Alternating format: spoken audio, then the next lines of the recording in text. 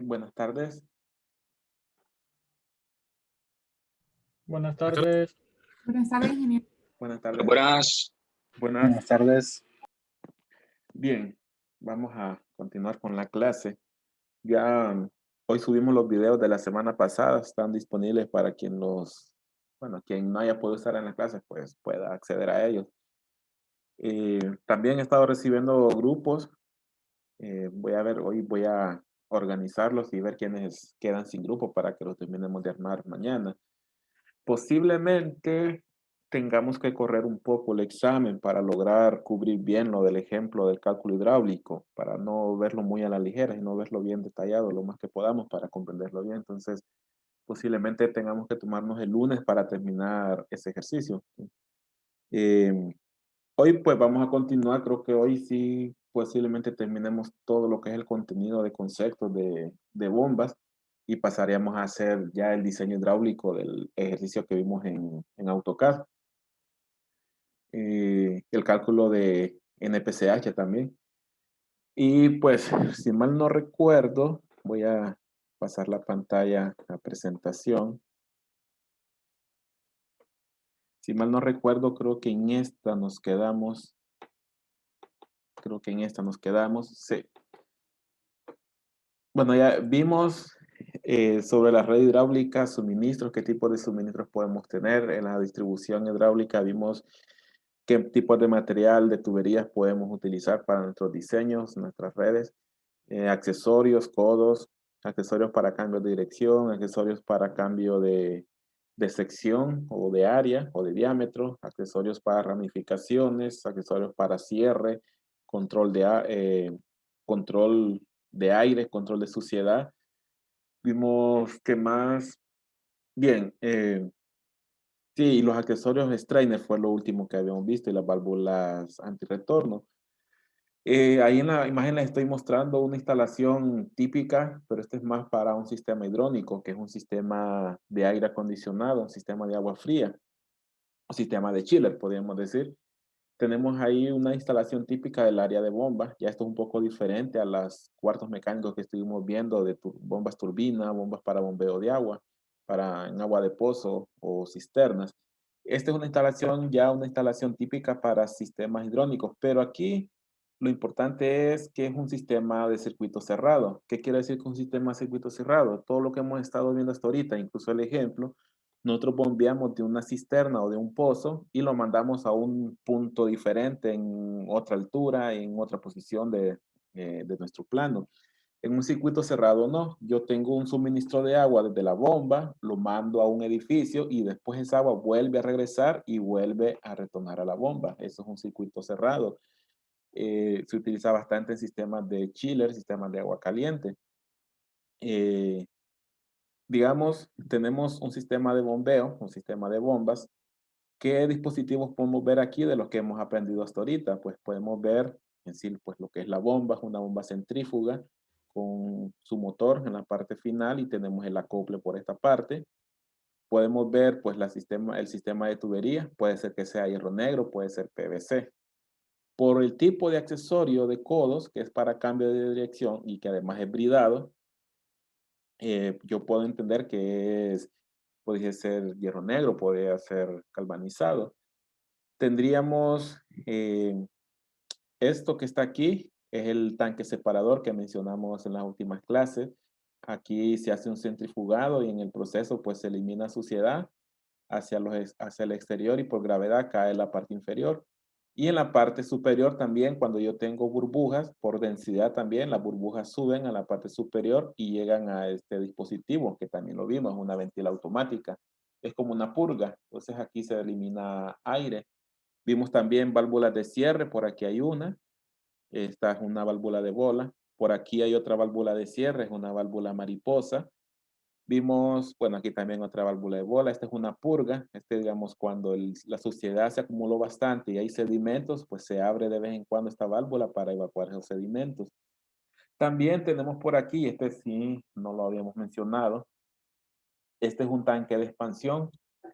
También cumple la función que un tanque hidroneumático en sistemas de agua potable. ¿Qué es lo que hace ese tanque? Bien, recordemos que es un circuito cerrado.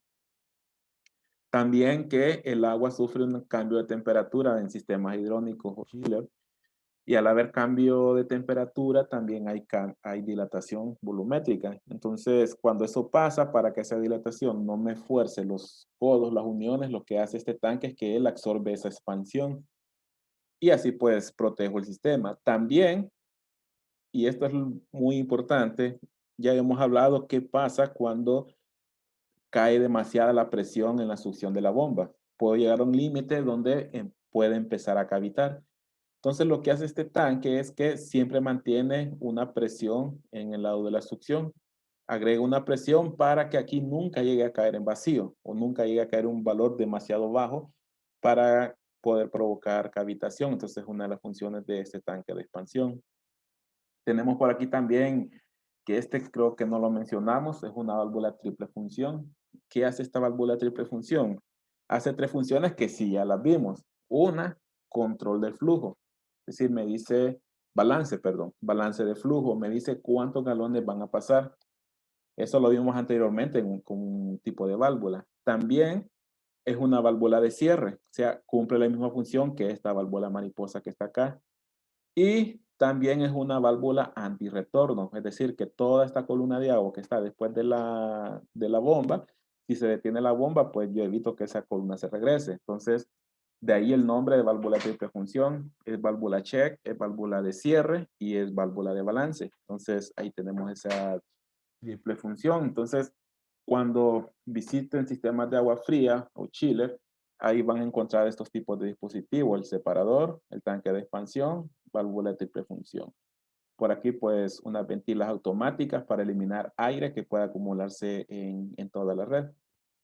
Eso, pues, es un tema ahí, ya entrando a sistemas hidrónicos. Hay algunas configuraciones que también son utilizados en sistemas de bombeo, es cuando yo tengo bombas trabajando en serie, bombas trabajando en paralelo.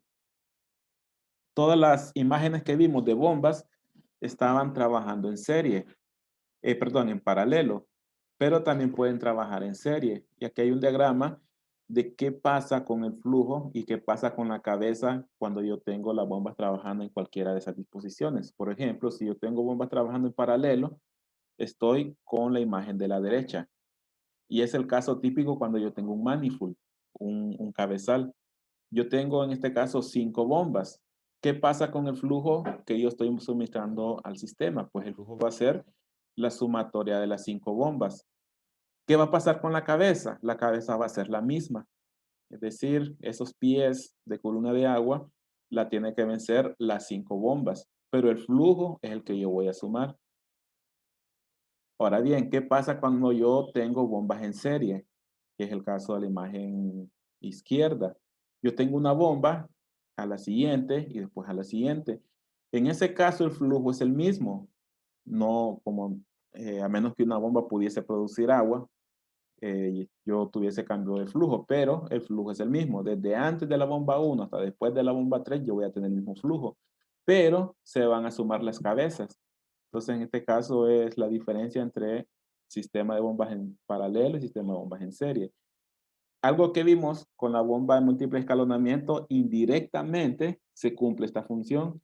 Esos escalonamientos que vimos en la bomba turbina de un impeller al siguiente impeller, yo estoy manejando el mismo flujo, pero cada uno de ellos agrega energía, agrega cabeza, y yo sumo las cabezas en ese caso. Entonces ahí indirectamente sería un funcionamiento en serie. Pero ¿cuándo podemos utilizar bombas en serie? Digamos, cuando no estamos llegando con suficiente presión a un suministro y necesitamos tener otra bomba ahí adelante, intermedia, que me logre elevar más la presión para lograr llegar un poco más largo con el flujo. Entonces, en ese caso podemos utilizar bombas en serie. Eh, bueno, a él le dice bombas booster. Lo que hago es mantener el flujo, pero elevo la presión porque quizás ya está llegando con poca presión el flujo. Bien, eso es en cuanto a bombas en serie. Aquí tenemos algunos ejemplos, son bombas en paralelo. No, voy a ver si para la próxima clase consigo alguna bomba, algún sistema que tenga bombas en serie. Pero aquí tenemos en paralelo, 4 bombas en paralelo. Tenemos un colector principal, tenemos aquí 1, 2, 3, 6 bombas en paralelo y aquí tenemos el colector principal. Aquí tenemos 4 bombas en paralelo y aquí también tenemos 3 bombas en paralelo. Entonces, esos son sistemas eh, de bombas trabajando en paralelo. Esta imagen que está acá abajo en especial es un sistema de torre de enfriamiento. También es utilizado para sistemas de agua fría o sistemas de agua caliente también. No, agua fría más que todo. eh, para enfriar el calor que botan los chiles. Los chiles enfriados por agua. Entonces utilizan torres de enfriamiento. Aquí, este accesorio en color negro que se mira aquí es una válvula check. Por aquí tenemos una válvula mariposa. Estas que están aquí en color rojo también son válvulas mariposas. Por aquí parece ser una válvula check de diferente tipo que la anterior. Eh, Aquí tenemos otra check. Aquí tenemos válvulas de cierre. Aquí tenemos una válvula con puerta. Por la forma en que tiene, es una válvula con puerta. Y así, pues a medida se van relacionando con sistemas hidrónicos, van a ir conociendo todos esos accesorios. De repente ahorita no los manejemos todos, pero con el tiempo se va acostumbrando uno a los tipos de accesorios por la forma en que tienen, en qué sistema van instalados, en qué diámetro van instalados. Es alguna forma de identificar qué tipo de válvulas son los que yo estoy viendo en la imagen. Bien, ahora sí viene un tema que esto es ya eh, para diseño hidráulico. Si recordamos un poco en turbomáquinas bueno, si llevaron turbomáquinas conmigo, no recuerdo si Melvin o Ingeniero Ochoa enseñan la parte de cabeza de bomba mediante tablas o lo enseñan mediante las técnicas de mecánica de fluidos, pero si fue conmigo que la llevaron, vimos cabeza de bomba, pero utilizando las mismas tablas que yo les mostré al inicio. Pero si recuerdan, nosotros partíamos donde ya nos daban los diámetros. Ya nos decían, tenemos un sistema con tanto flujo y una tubería de descarga de tal diámetro. Pero aquí la diferencia va a ser que a nosotros nos va a tocar decidir qué diámetro es el que vamos a tener. Digamos que nosotros solo conocemos el flujo que yo necesito manejar, pero no conocemos el diámetro. Entonces ahora sí va a ser parte de nosotros calcular ese diámetro. Y una de las técnicas utilizadas es velocidades recomendadas. Vamos a seleccionar un diámetro para que cuando pase el flujo no sobrepase ciertos límites de velocidades recomendados. ¿De dónde vienen esas velocidades?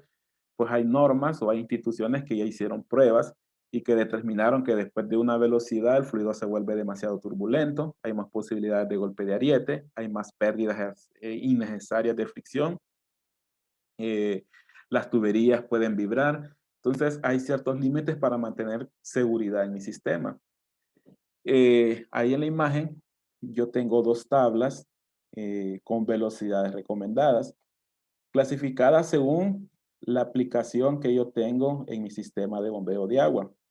Por ejemplo, en la tabla 8.7, yo tengo los últimos 2 ítems. Una es para agua, recirculación de agua, pueden ser como sistemas cerrados, como los que acabamos de mencionar de agua fría, donde a mí me recomiendan que cuando yo seleccione mi diámetro, trate de que mi velocidad no pase de 9 pies por segundo, que siempre se mantenga bajo. También, si es servicio general, que aquí cabría lo que es agua potable, también podría estar agua fría por ahí, sistemas de pozo, me recomiendan que me mantenga una velocidad de 5 a 10 pies por segundo. Si paso de 10 pies por segundo, yo podría estar creando una pérdida por fricción más alta que ya me representa un mayor tamaño de bomba. Mucha velocidad, que cualquier cambio de dirección brusco me pueda provocar golpe de ariete, o que un cerrado de una válvula me provoque golpe de ariete, que provoque que las tuberías me vibren en ciertas instalaciones, sobre todo cuando tengo demasiado accesorio seguido, que tengo una válvula, después tengo un medidor, después tengo otra válvula. Esto me puede provocar que vibre demasiado la tubería. Entonces, esas son recomendaciones de velocidades. También hay otra tabla que es la tabla C36. Bueno, esto yo lo saqué de un libro que es de diseño de sistemas de tuberías. Esta otra tabla también me clasifica las velocidades recomendadas según la aplicación, pero ya aquí es según la presión de trabajo de mi sistema. Por ejemplo, si yo tengo un sistema, bueno, aquí lo llaman sistema de agua de ciudad, podría ser agua potable. y tengo un máximo o una presión de trabajo que yo estimo, ya se midió, o estimamos que en eso va a andar de 40 PSI máximo. Entonces ahí me recomiendan una velocidad de 2 a 5 pies por segundo. Y así lo mismo para cuando tengo presión de trabajo más alto. Puede ser edificios altos, edificios como torres panoramas, edificios demasiado altos que me producen una presión de trabajo mucho más alta. Ahí pues me recomienda que yo puedo optar por un poquito más de velocidad.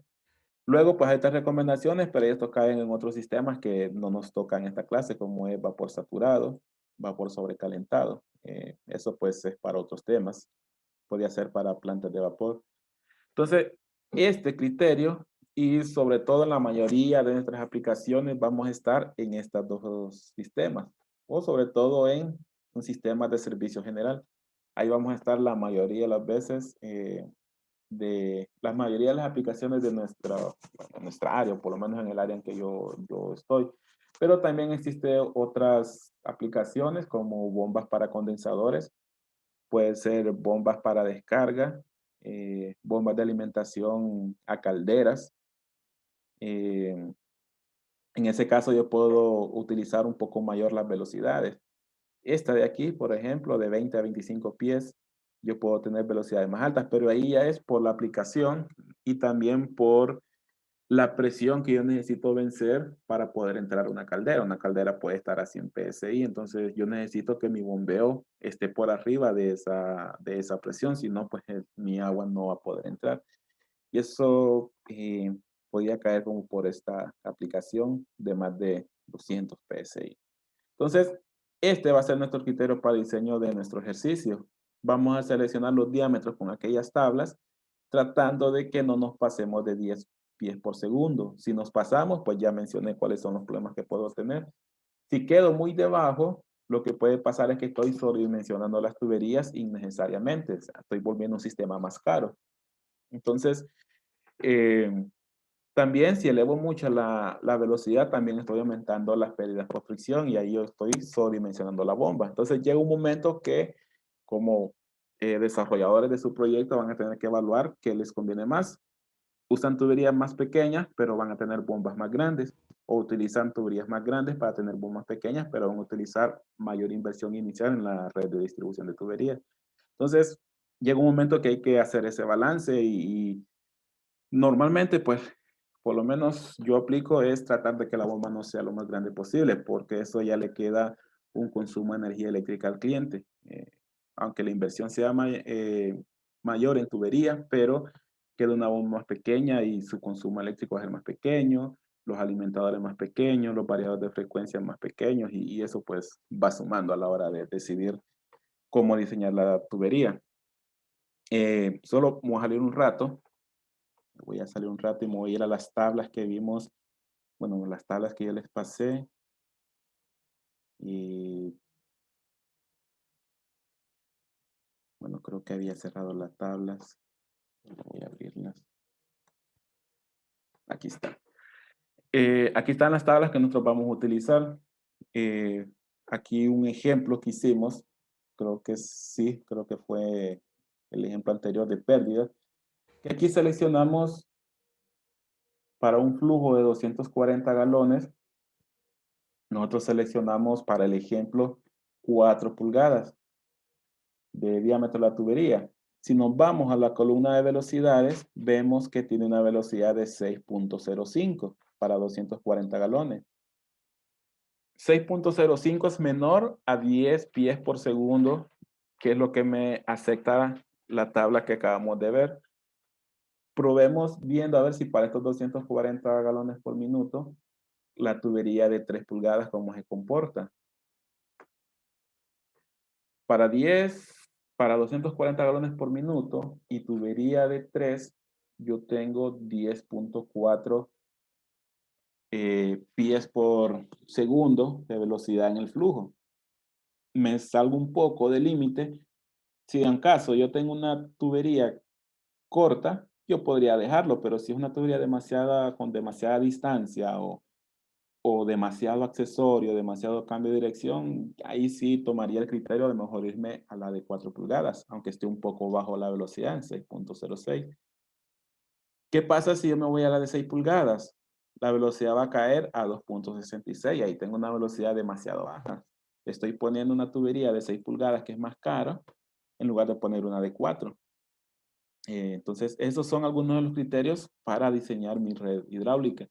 Y ese concepto que usamos ahorita lo tenemos que usar para todos los tramos de todas las tuberías que tenga en toda mi red hidráulica, ya sean las tuberías principales, la de succión, la de descarga, la de suministros. Ese va a ser el mismo criterio para seleccionar los diámetros. Una vez que nosotros seleccionamos los diámetros, pues ya a partir de ahí hacemos el procedimiento que ya sabemos, calculamos pérdidas primarias, pérdidas secundarias, sumamos las pérdidas que me puedan provocar equipos en el sistema, aplicamos la ecuación, presión final menos presión inicial, más la diferencia de altura, más las pérdidas totales, y eso me va a dar la cabeza de la bomba.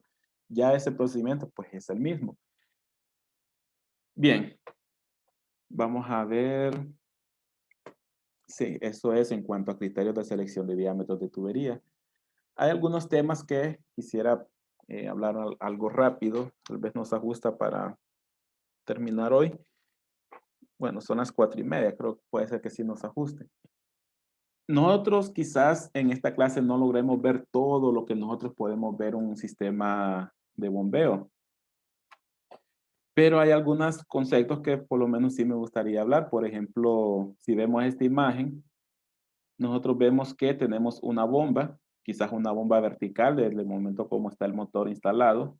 Tenemos el depósito inferior, de donde yo estoy tomando, puede ser agua, y lo estoy enviando a través de esta tubería a estos tres intercambiadores.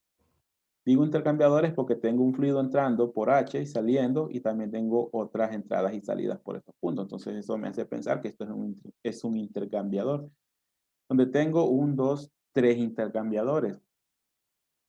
Ahora imaginemos que cada intercambiador necesita 100 galones por minuto. Si yo necesito 100 galones por minuto en cada intercambiador, ¿qué va a pasar con la bomba? La bomba debe ser de 300 galones por minuto. Ahí, hasta ese momento, pues estamos bien. Pero ¿qué pasa si estos intercambiadores están actuados por temperatura? Es decir, que cuando ya se logró cierta temperatura del fluido que yo estoy intercambiando calor, él no necesita que pase flujo. Entonces puede ser que este paso se cierre. Digamos que esta válvula que está aquí sea una válvula actuada por temperatura. Entonces esa válvula se cierra y ya no hay paso. Pero ¿qué pasa? Yo necesito 100 galones, 100 galones y 100 galones. Son 300 galones. Si aquí yo no necesito flujo, yo solo ocupo los otros 200 de los otros dos intercambiadores. Pero la bomba va a querer seguir mandando 300 galones. ¿Qué es lo que pasa? También imaginemos que el segundo intercambiador también ya llegó a su temperatura y no necesita agua. Esta misma aplicación puede ser para unidades manejadoras de aire. Si ya no necesito agua, también se va a cerrar. Y ya solo ocupo 100 galones por minuto. Pero la bomba intenta seguir mandando 300 galones. Entonces, el flujo adicional va a intentar irse para el intercambiador que está abierto, pero el diseño de la tubería hacia ese intercambiador y el mismo intercambiador no está diseñado para esa capacidad de flujo. Entonces, yo lo que hago es que trato de que esta bomba pueda bajar la capacidad de suministro a medida que estos intercambiadores van cerrando. ¿Cómo hago eso? Pues para eso instalamos algo que se llama variador de frecuencia. Y en sí, el variador de frecuencia, pues es un sistema electrónico, pero sí su efecto es que regula las revoluciones por minuto del motor. Al regular revoluciones por minuto del motor, regulo las revoluciones del impeller. Y al disminuir, pues disminuye el flujo que yo estoy mandando a los intercambiadores.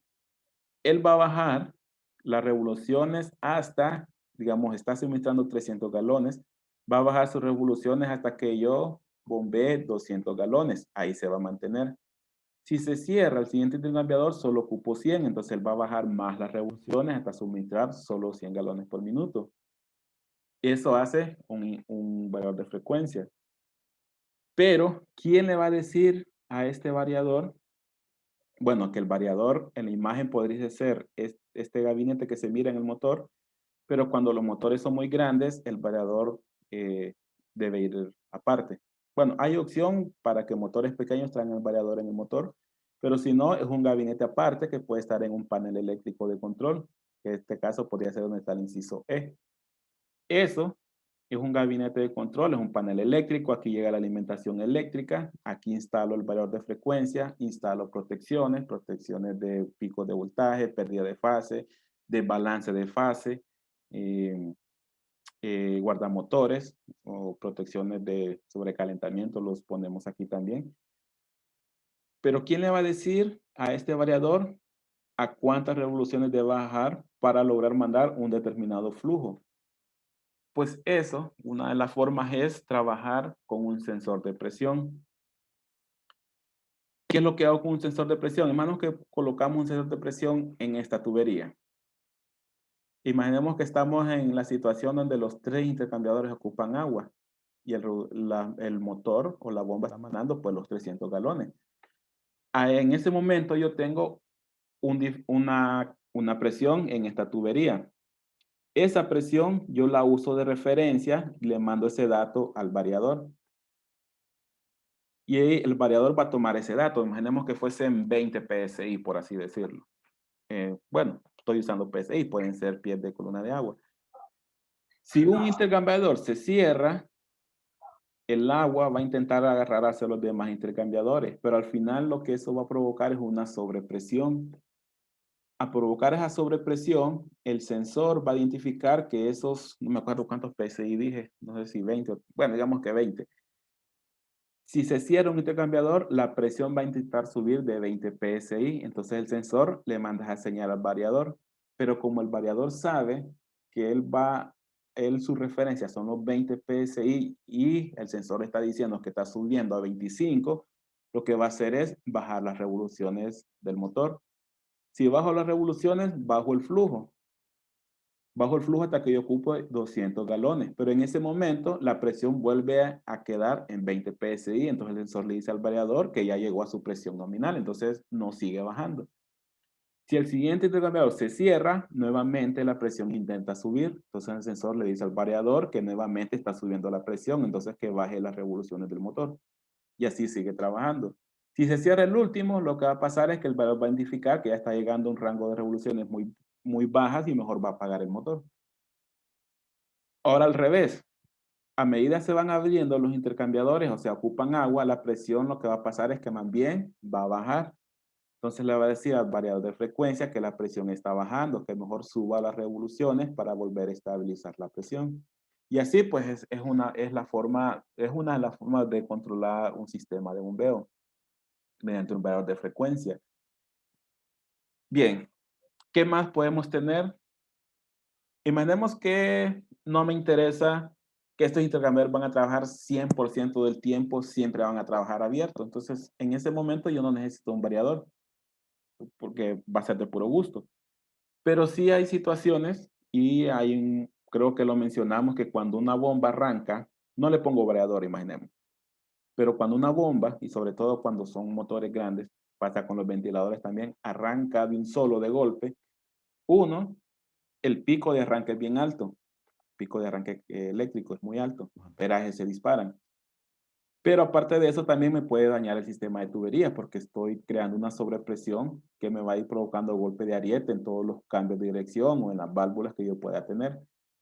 Entonces, lo que yo necesito es que el motor no arranque de golpe, sino que arranque, llegue a sus 100% revoluciones en cierta cantidad de segundos. Pueden ser 60 segundos, 180 segundos. Y eso es el equivalente pues a que un vehículo arranque poco a poco. Si no hago eso, el motor va a arrancar de un solo hasta sus 100% de revoluciones. ¿Cómo lo logro? Pues eso lo logro con un dispositivo que se llama arrancador de estado sólido o arrancador suave. Este lo que hace es que evita que el motor arranque de golpe o se detenga de golpe. El variador ya lo hace, pero el variador tiene la facilidad de que también puede variar durante la operación, mientras que el arrancador de estado sólido solo provee un arranque suave y bueno, y se detiene de forma suave también, o sea, va disminuyendo sus revoluciones poco a poco.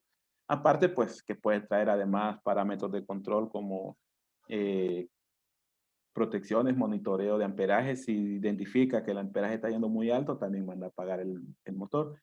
Entonces, en el momento yo utilizo un arrancador de estado sólido. Y así yo evito todos esos problemas. Además, evito ese pico de arranque en el amperaje, que se puede disparar hasta 7 veces de su amperaje nominal de operación. Entonces, esos algunos temas de instalación en sistemas de bombeo. Luego, ¿qué más puedo tener? Pues veamos este tanque. Este es un ejemplo. Aquí tenemos dos dispositivos. Estos pueden ser algún tipo de sensor de nivel. Estos pueden ser algún tipo de sensor de nivel que me marca si la bomba está trabajando, pero el nivel está bajando, o sea, se está vaciando el tanque y para evitar que la bomba quede en vacío, al llegar a este punto, le va a mandar una señal al panel y el panel le va a decir a la bomba que mejor se detenga por protección. También, si la bomba está detenida y el tanque empieza a llenarse, y en lugar de que rebalse, al llegar a este dispositivo le va a decir al panel de control que arranque la bomba porque se puede rebalsar el tanque. Puede ser un ejemplo. Eh, Esas son algún tipo de instalaciones, pero eso ya son más parte de instalación electromecánica. Eso pues, debieron haberlo visto en instalación electromecánica. Sensores de nivel, sensores de temperatura, sensores de concentración, sensores de concentración de sustancias químicas, eh, sensores de movimiento, todo eso pues pueden ayudar a controlar una bomba. Ahora bien, eso que acabo de mencionar físicamente, ¿cómo lo puedo ver? Ahí pues vemos algunos ejemplos de arrancadores de estado sólido. Y pueden ser pequeños para bombas pequeñas de 1/4 de HP, medio HP, pero podemos tener arrancadores de estado sólido hasta bombas 100 HP o más todavía, pero a medida yo voy incrementando el tamaño de la bomba, también va incrementando el tamaño del arrancador de estado sólido y puedo llegar a tener un arrancador grande, un gabinete que ocupa, puede ser como un locker de grande, puede ser como de esas refrigeradoras de grande, dependiendo del tamaño de motor que yo quiero controlar. Bueno, es utilizado para controlar la aceleración y desaceleración de los motores, logra un arranque y paro suave de un motor, por lo que también es llamado arrancador suave. Se evitan picos de amperaje y los problemas que conlleva un arranque y paro repentino, como ser el golpe de ariete que puede dañar las tuberías, válvulas y bombas. Entonces eso lo hablamos en la diapositiva anterior y pueden ser dispositivos parecidos a los que estamos viendo. Esto solo es el dispositivo, debería estar en un gabinete, un tablero en un gabinete. Es un dispositivo electrónico, se recomendaría que esté bien ventilado, incluso cuando son bombas muy grandes y son un set de bombas, como bombas en paralelo, lo mejor es que también esté acondicionado para evitar que lo caliente dañe la tarjeta electrónica que está dentro de este dispositivo. Esto es un arrancador suave, un variador de frecuencia. Quizás eh, se pueden ver muy similares. Ambos tienen una pantallita display, puede ser desde una pantallita monocromática hasta una pantalla táctil con algunas botoneras. Lo mismo puede ser con el variador. Pero aquí vemos pues variadores pequeños como las imágenes que estoy mostrando, pero también puedo tener variadores que son todo un gabinete, que hasta ya pueden traer su propio sistema de enfriamiento. No son tan grandes que necesito enfriarlo adecuadamente. Si no lo enfrío, pues se va a dañar, se va a quemar. Eh, Esos son algunos tipos de variadores utilizados para controlar la aceleración y desaceleración. También cumplen la función del arrancador de estado suave, pero adicional a eso yo puedo variar durante la operación la rotación del motor. Eh, bueno, aquí fue que se corrió el texto de la diapositiva anterior. Pero sí, esta parte de proveer arranque suave y de, se detiene el motor de forma suave, también evito los picos de amperaje y evito golpe de ariete, pero aparte de eso puedo controlar la velocidad de rotación del motor, como lo vimos en las imágenes anteriores. para proveer el flujo adecuado de acuerdo a la aplicación o de acuerdo a los requerimientos o los puntos de suministro, a medida lo ocupen o no lo ocupen. Entonces, eso es un dispositivo variador de frecuencia. Eh, Siempre hay que incluir, pues, quién va a decirle al valor de frecuencia que debe aumentar o disminuir la velocidad de rotación o la frecuencia. Pues, normalmente para sistemas de bombeo es un sensor de presión, pero también puede ser un sensor de temperatura. Digamos, si yo estoy mezclando en un tanque elevado agua caliente con agua helada, y el agua ya la mezcla alcanzó cierta temperatura, entonces un sensor de temperatura me manda a decir a la bomba que ya no necesita agua caliente, entonces manda a apagar la bomba, o si necesita cierto porcentaje de agua, entonces él va modulando y va incrementando o bajando las revoluciones según la mezcla de temperatura en el tanque elevado. Es una forma de controlar el variador. ¿Dónde pueden ir esos dispositivos? Pues en un panel de control. Panel de control yo puedo tener desde lo más sencillo, donde solo tengo la entrada al alimentador, algún breaker de protección y a la bomba, pero pueden ser hasta lo más complejo, donde en el mismo panel yo puedo tener el variador, puedo tener o el arrancador de estado sólido, puedo tener incluso una tarjeta de automatización, comunicación para un BMS, puedo tener protecciones adicionales aparte de solo el breaker, puedo tener protecciones de guardamotores, protecciones de sobrecorriente, protecciones de picos de voltaje, pérdidas de fase, desbalance de fase. Puedo tener protecciones de trascientes, sobre todo si tengo tarjetas electrónicas, las trascientes pues las pueden quemar. Eh, Tarjetas de comunicación donde yo puedo programar horarios, para que la bomba arranque y pare bajo un cierto horario de trabajo.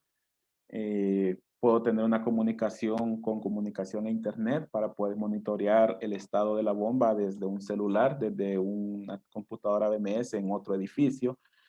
Puedo tener, bueno, este sí muy importante, luces de alarma, verde que está trabajando bien, rojo que hay una alarma, botón de paro de emergencia. ¿Qué más? Bueno, eh, sí, aquí ya mencionamos, bueno, aquí también podrían venir todas esas señales que controlan al variador, señales de temperatura, señales de presión, señales de sensores de nivel, sensores de concentración, podría ser también. Contiene elementos de protección, pues ya mencionamos algunos de ellos, y elementos de control, control remoto, control de automatización, con comunicaciones BACnet, Longwire o Ethernet, el tipo de, bueno, con salida de Ethernet para poder llevarlo a una red de Internet. Eh, Bien, eso puedo tener en un panel de control. Algunos ejemplos que están ahí. Puedes hacer ese tipo de ejemplos.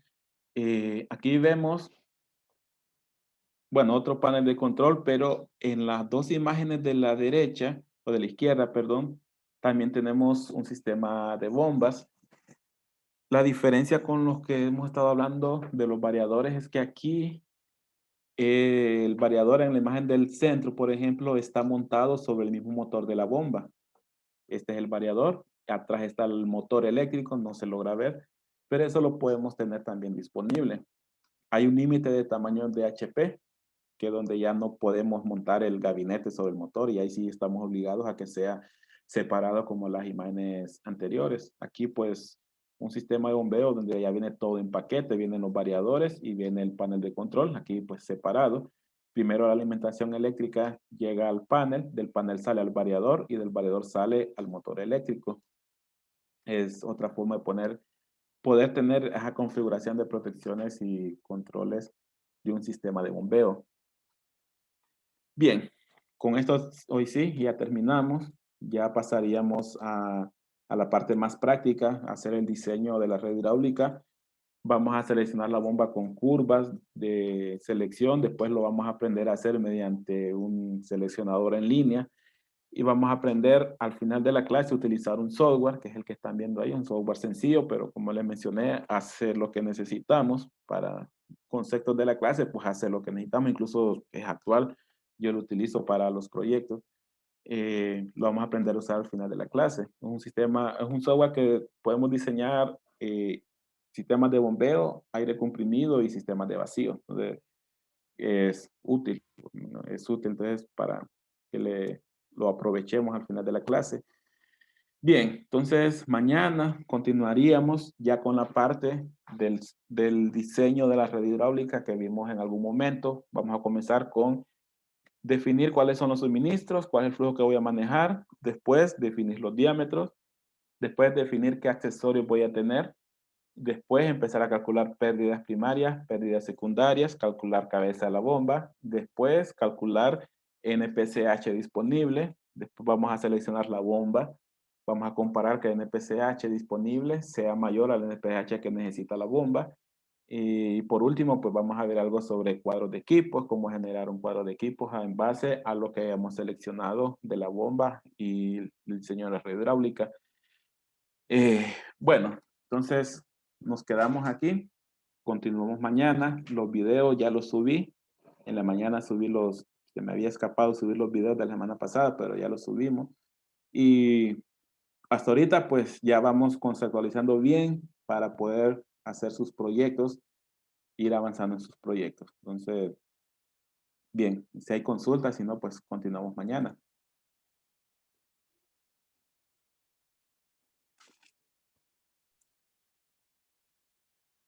Bien, entonces nos vemos mañana a las 5:04:10. ¿Sí? La única consulta es, ¿un arrancador de estado sólido y un variador de frecuencia tienen diferencia alta en cuanto a dinero, economía? Es más caro el variador, pero no es como decir de que el variador puede costar que un 60-70% de un variador. Incluso el variador y arrancador de estado sólido pueden llegar a costar lo mismo que cuesta la bomba. Entonces, sí es una buena inversión que hay que hacer. Gracias, señor. Bueno. Bien, entonces continuamos mañana. Buenas tardes. Buenas tardes. Gracias, señora. Buenas tardes. Buenas tardes.